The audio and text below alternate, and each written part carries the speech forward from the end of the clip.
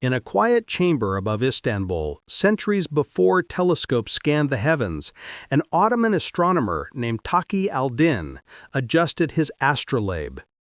Outside, the empire's armies thundered across continents, but here, in this sanctuary of numbers and stars, the future of science was being drawn on parchment. Taqi al-Din built one of the world's first observatories in the 1570s. With instruments of his own design, he charted planets and predicted eclipses more accurately than any European counterpart of his day. He imagined a universe ordered by divine logic, yet open to discovery. His observatory stood for only a few years before politics closed its doors, but its ideas survived, carried by students who would later influence astronomy from Cairo to Europe. Within the Topkapı Palace, power whispered behind latticed screens. The Hürrem was not a prison, as many Western visitors imagined. It was a political world of its own. Women such as Kösem Sultan and Hürrem Sultan wielded extraordinary influence, advising sultans, negotiating with ambassadors, and sometimes saving or destroying entire dynasties. Kösem Sultan, known as Mother of the Empire, governed from behind the curtains during the reigns of her sons and grandsons. Letters in her elegant handwriting reached foreign courts, shaping alliances that history books often attribute to men. Her story is one of intellect, courage, and tragedy, an empire's fate tied to a mother's love and political genius. Mimar Sinan, the imperial architect, built more than 300 structures, bridges, mosques, aqueducts, schools. Each design carried both mathematics and mysticism. He believed symmetry reflected divine order.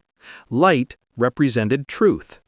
His apprentice built the famed Blue Mosque, its 6 minarets piercing the horizon like arrows toward heaven. These monuments weren't just symbols of religion, they were blueprints of civilization. Inside, acoustics were engineered to carry the imam's voice perfectly. Domes distributed weight with precision that still puzzles modern engineers. Every arch, every tile, told a story of devotion meeting geometry. Commerce was the empire's bloodstream. Caravans from China, spices from India, silver from Europe all converged in Ottoman markets. The Grand Bazaar of Istanbul became a world within walls, home to 4,000 shops. Languages mixed in its corridors: Turkish, Arabic, Greek, Armenian, Persian, Italian. Deals were sealed not only with contracts, but with coffee and trust. Merchants formed guilds that maintained quality and fairness. A dishonest trader could lose his license and his reputation in a day. Yet the empire's trade system was remarkably tolerant. Christian and Jewish merchants thrived alongside Muslims. The Ottomans understood that gold had no religion, only roots.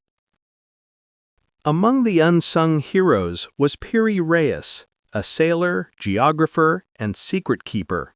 His 1513 map, drawn decades before much of the New World was known, astonishes historians even today. It shows parts of South America and Antarctica with uncanny precision. How did he know? Some claim lost sources from ancient navigators.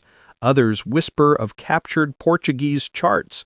Whatever the truth, Piri Reis proved that knowledge was the empire's most potent weapon. He later wrote Kitab-i Bahriya, the Book of the Sea, detailing every port and current of the Mediterranean.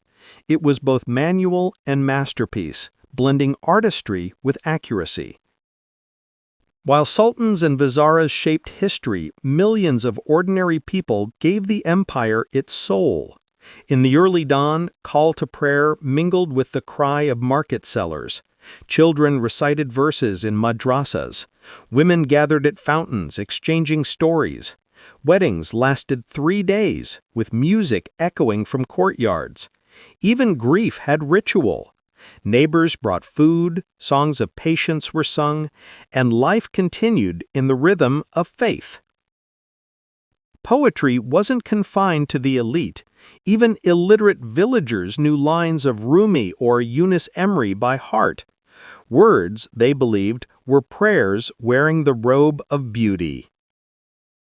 Ottoman sultans patronized innovation: mechanical clocks, surgical manuals, astronomical charts.